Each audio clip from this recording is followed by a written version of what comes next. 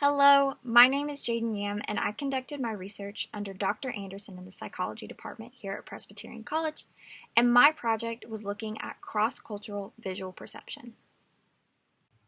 So the entirety of my research study really hinges on our understanding of vision and scene perception, so we wanted to provide a really basic definition of scene perception so that we can build on this concept throughout the entirety of our presentation. So scene perception is simply the way an individual takes in information from a visual scene. A lot of times that begins with looking at the basic structures. Is this a circle? Is this a square? Before moving on to the relationship of these objects with the environment. So that being said, there are so many different ways that an individual can perceive a visual scene, but we're just going to look at two of the ways that humans can do this. So one of the ways would be to view an image analytically. This is where the initial and greatest attention is directed at the focal object or the subject matter rather than the context or the surrounding of the image. But another way to do this would be to view an image holistically. So this is where that initial and greatest attention is directed towards the entirety of the scene, so looking at the context rather than the focal object. So a lot of times these can be done separately, but this generally occurs along a spectrum such that you're looking at an image to a degree analytically and holistically. So for example, if you look at this image on the right, if you were to look at this image analytically, your eye would be first drawn to that fish in the center of the image. Again, you can kind of probably see that there are some jellyfish in the surrounding, but your initial and greatest attention is directed towards that fish. But if you were to look at this image holistically, so looking at that second definition, your eye is going to be drawn to the surroundings. So you're going to be looking at those jellyfish and trying to figure out what those shapes are and how closely they're packed together before you perceive that there's a fish in this foreground. So in connecting that definition of scene perception from a moment ago to culture, we see trends of this analytical and holistic scene perception across different cultures. So in looking at two of these types of cultures, in the first, we see individualist cultures. So some examples of these would be the United States, Great Britain, or Germany. And in these cultures, they value autonomy and independence, with the focus being on a singular individual. This is contrasted with collectivist cultures. So some examples of these cultures would be China or Japan. And like this picture shows, many people holding up the signs, collectivist cultures value people working together or teamwork and are often concerned with the society and the collective group. So even in these definitions, you may begin to see how these differences in scene perception may connect to the values across different cultures. In looking at the perceptual differences seen across cultures, researchers approached this topic in many different ways. Masuda and Nesbitt in 2001 did this in a task where individuals would be given an image like that on the left, with a wolf seen in the tundra, and then asked to recall if they had seen that pairing of the animal with the background before. So there are two possibilities for this, and in this example, the original background would be that tundra, so they would recall in the task that they had seen the wolf in the tundra. The second would be in a new pairing of that wolf with a different background. So this would be in that blue box, the wolf in the desert. Masuda and Nesbitt reported the findings of their previous recall study in this figure. So again, they specifically looked at individuals from two different cultures, Japanese and Americans reported in the gray and white respectively. The bars on the left show the results of the original background, and then the bars on the right show the results of the novel background for both groups. Again, they measured the accuracy of these individuals, identifying whether or not they saw the original or novel background correctly. What they found was that overall, both groups of individuals had lower accuracy when presented with the new backgrounds. Masuda and Nesbitt attributed this interaction between the culture and novel background to the potential differences in the different perceptual abilities across culture. They surmised that the differences in abilities across these cultures were actually due to genetic differences between individuals, suggesting that perceptual differences that they were seeing were hardwired into the individuals. Looking further into the perceptual differences seen across cultures, Kitayama and colleagues designed a task that similarly assessed scene perception, but without the semantic meaning of the task.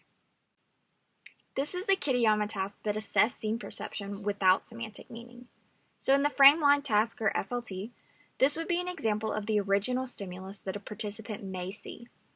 Obviously, it would be without the bolded typeface above, but it's simply a black outline of a square on a white background with a line extending vertically from the top. The participant would be allowed to view this for 5 seconds before the stimulus would disappear and they would be asked to complete the task. After the stimulus was changed, the participant would be handed a piece of paper like the one shown above. So again, without the bolded typeface, it would simply be a black outline of a square on the plain white background of the piece of paper. From there, the individual would be asked to draw a line similar to what they saw of the original stimulus, either in the absolute or relative condition. After viewing that original stimulus, the individual would be given a physical frame and asked to draw a line. They would do so in either the absolute or relative task accordingly. In the absolute task, the individual would be asked to draw a line that was the same exact length as the one they saw in the original stimulus. So if, for example, they estimated the line to be 30 millimeters in the original stimulus, they would draw a line that extended 30 millimeters down their specific frame. If their frame size changed in any way, either it got bigger or smaller than the original stimulus, their line length would still remain the same size as the one they saw. In the relative task, the individual would be given a frame and asked to draw a line that was proportionate in length to the new frame, as was in the original stimulus. So, again, for example, if the line in the original stimulus came down a third of the way of the height of that original frame, then the individual would need to draw a line that extended 1/3 of the way down their frame.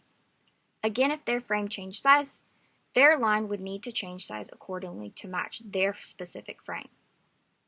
From there, researchers measured the performance of the individuals by taking the mean absolute error between the line length drawn by the individual and the correct line length. So if, for example, the individuals drew the lines in the red, the correct line length would be subtracted from it to get that mean absolute error. Example, again, if they drew a line that was 3 millimeters different, it would be graphed as such for the mean absolute error. Based on the frameline task, Kitayama found evidence that not only did visual perception differ across cultures in looking at these individualist and collectivist cultures, but they saw measurable differences. They utilized Japanese and American participants in their study, and they looked at the performance on the absolute and relative task of the frameline task via that mean absolute error. Mean absolute error was graphed on the y-axis such that higher absolute error is indicative of worse performance and lower absolute error is indicative of better performance. From their findings, we can see that Japanese participants had lower mean absolute error and thus better performance on the relative task, while American participants had lower absolute error and better performance on the absolute task. So this provided evidence and the basis that the relative task measured holistic perception, which is characteristic of collectivist cultures, and that the absolute task measured analytical perception, a characteristic of individualist cultures. So taking into account the information that he found in his first study, Kitayama and colleagues further investigated this fact in a second study, again using that same frameline task as before. But in this instance, he used Japanese and American individuals, but included another factor, whether these individuals were native or foreign to their specific culture. So in looking at their findings, the two groupings on the left show the individuals in Japan, while those on the right show individuals in America, again looking at whether the individuals were foreign or native to this culture. The black bars once again represent the absolute task and the white bars represent the relative task. And again, since that frameline task was used, we measured performance based on the mean absolute error, again with higher absolute error indicating worse performance and lower absolute error indicating better performance. But what they found was that participants' performance in the foreign culture matched that of the host culture best. So in the grouping on the left, what they found was that the performance of participants in the foreign culture matched that of those from the host culture. So in the grouping to the left, the Americans' performance was more similar to their Japanese counterparts living in Japan than to the American counterparts. Specifically, Americans in Japan were performing better with lower rates of error on the relative task, generally used to measure holistic perception. Again, this same idea was mimicked in the individuals from the American groups. This provides evidence for the opposing view from the one we previously saw, that there is some non-biological mechanism that's contributing to the differences seen in individuals across the cultures. Kitayama surmised that this was due to the continual priming, such that the context and the environment was what was responsible for the shifts that we see in the perception of individuals. From this, we're able to see that perception can be shifted depending on culture, but priming from the surrounding has not yet been directly assessed for this task experimentally. So our current study design utilized a 2x2 mixed design using undergraduate students from Presbyterian College. We had 2 independent variables, with the first being the cultural priming group. This was measured between subjects, either in the individualist or collectivist priming group. And then our second independent variable was that FLT condition. This was measured within subjects, so each participant completed both the absolute and relative task. And then our dependent variable was the FLT error, which is measured in millimeters. And like before, it was just the difference between the participant's drawn line length and the correct line length for that frame line pair. Our current study aimed to investigate the controversy surrounding perception, given the inconsistencies within current literature regarding culture and scene perception. To do this, we wanted to assess the effects of the frame line task condition, or the FLT, and cultural priming cues on that FLT performance. This was done with the different FLT conditions for holistic and analytical perceptual measures, and with the different pronouns identified for the different cultural priming measures. So with our first independent variable being cultural priming, we used an established task from Gardner and colleagues in 1999 to do so. So in this, individuals would be given a prompt like the one seen here and asked to circle each of the pronouns in the sentences. If you notice, this would be the collectivist priming group, such that each pronoun would be a first-person plural pronoun. And then this is what their paragraph would look like after they had circled all of those first-person plural pronouns. So this prompt looks very similar to the one previously. The only difference is that the pronouns being used in this prompt are first-person singular pronouns. So this is what somebody in an individualist task would look like. And they would once again be asked to circle all of those pronouns that they found. And this is what it would look like for them. Our second independent variable is that frame line task that we saw from Kitayama in 2003. So in this task, they would be presented with an original stimulus and then asked to complete either the absolute or relative task. The absolute task once again measures that analytical perceptual tendencies. And in this, the participant would be asked to draw a line of the same exact length that they saw from the original stimulus. In the relative task, this measured the holistic perceptual tendency, and the participant would have been asked to draw a line of the same proportionate length to the stimulus that they saw. So if the original stimulus line came down a third of the way of that frame, in their frame they would draw a line that was a third of the way down their frame. And then the dependent variable is that frame line task performance. So performance would be measured by looking at the absolute difference between the lengths that the participant drew and the correct length.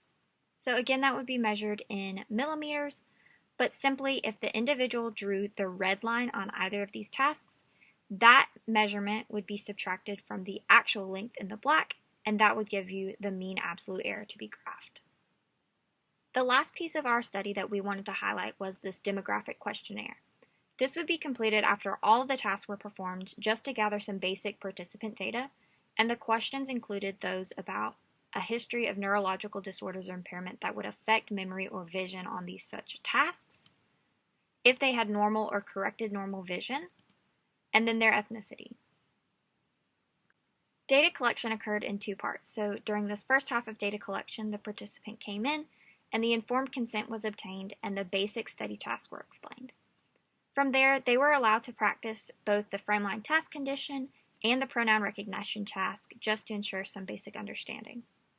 From there, the individuals completed the initial cultural priming via that pronoun circling task with a full paragraph, and this was done either in the individualist or collectivist group, and that continued for the entirety of the data collection, such that if they were in the individualist group, that was true for the first and second half. From there, they completed 6 trials of the frameline task, either the absolute or relative condition, and this was counterbalanced across each participant. And between each trial, they completed shortened repriming. So this was just 1 to 2 sentences where they recircled the same pronouns in their condition. Afterwards, they were allowed a 5-minute break. After returning from their 5-minute break, the second half of data collection was explained, and they were allowed to practice the frameline task condition of the second half. From there, once they consented, full repriming was completed via that pronoun circling task, again in that same condition as before. Then they completed 6 trials of the frameline task in the condition that was not previously completed. So if they completed the absolute task in the first half, they would complete the relative task in the second half, or vice versa. Again, with the shortened repriming between each trial. So again, those 1 to 2 sentences and circling the pronouns in their condition.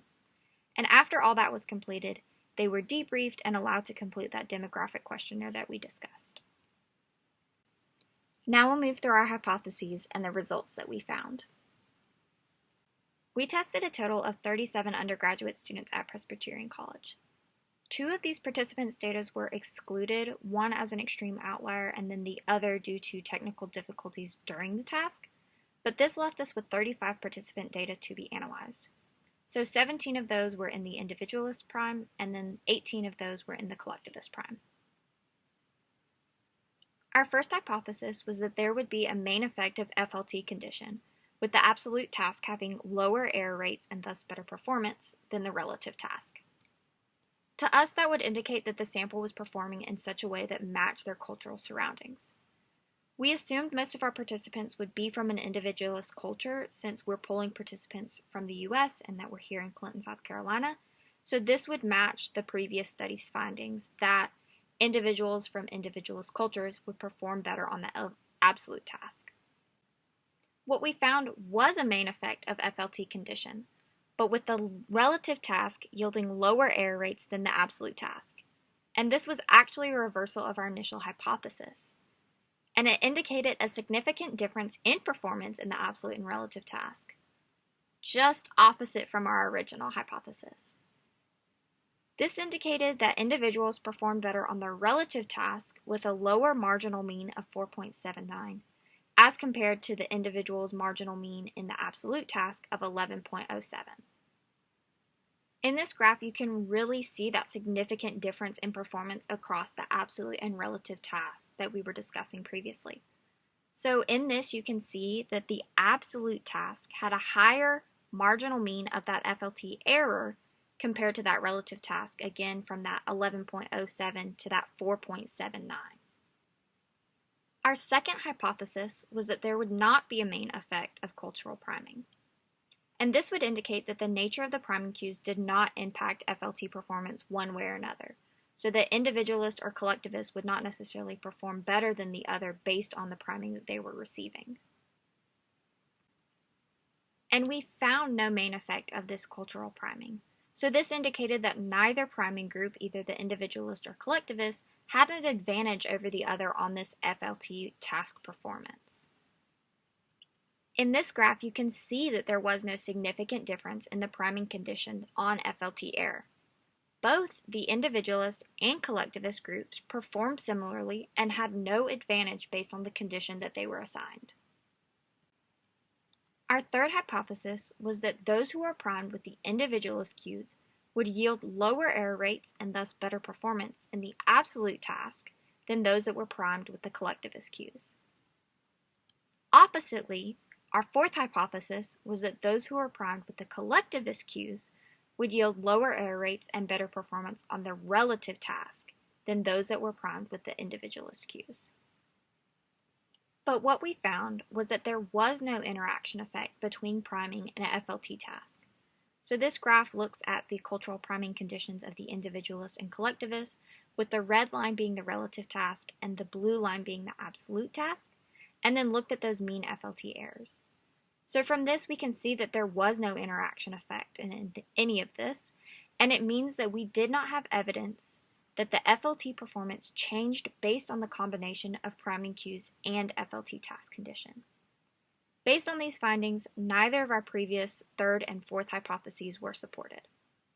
So our key findings were that overall there was a better performance on the relative task over the absolute task across all participants, no matter the priming condition that they were assigned. Secondarily, we saw that cultural priming had no effect on performance differentially. In looking at that first key finding, we saw a higher performance on the relative task over the absolute task. And while this was surprising to us based on the initial literature that we had looked at, other sources had similarly failed to replicate the initial findings of Kitayama. Many of the limitations that they cited were due to small sample sizes and suggested that the FLT task might not be as robust as we previously believed. The findings to the left from Zhao and colleagues in 2008 are reported, and they similarly were unable to replicate Kitayama's findings. And their results were so similar to ours such that all individuals, no matter their ethnic background, so if you see the Euro-Americans, Asian Americans, and other Americans, they all performed very similarly and performed better on the relative task with lower absolute error than the absolute task. They suggested that the frame of reference is more helpful for encoding the memory of line lengths relative to the frame, rather than a line length independent of the frame. And while this is a simple explanation, it could be an explanation to our findings in that the frame of reference that we provided in the relative task was more helpful in encoding the line length than without it in the absolute task. In looking at that second key finding that cultural priming did not affect performance differentially, we've not been able to resolve the controversy regarding culture and scene perception. So those conflicting views that we looked at in that really foundational literature, that continual priming or non-learned or innate differences were the cause of this shift, can't be ruled out based on our data alone. And it may suggest that we need a priming task that's stronger, or we need more priming tasks to induce the effects needed to see that shift in scene perception. It may also be the case that priming needs to be done over a longer period of time to induce the shift that we anticipated, like using study abroad students rather than trying to induce a cultural shift in a 30-minute time slot. Or it may be the case that PC is more collectivist in nature when compared to the other previous literature that utilized students from large public universities. It may be to factors due to COVID or current world situations that have focused our attention on our tight-knit community and the collectivist characteristics rather than the overarching individualist characteristics of the United States. And finally, the shift that was seen in those previous studies may not be an indicator of visual attention or performance at large, but it may only be a shift that applies to particular tasks, like that with Masuda and Nisbet. In conclusion, individuals' performance on the relative task yielded lower error rates on performance than on the absolute task. And there was no evidence that FLT performance changed based on priming cues that were used. Thus, individuals performed similarly regardless of the individualist or collectivist cultural prime that we induced. So all of this to say that we have not resolved the controversy within visual perception research on the effect of culture, but future research should complete additional replications to really increase that sample size and see if we can induce this effect and induce the shift in visual perception.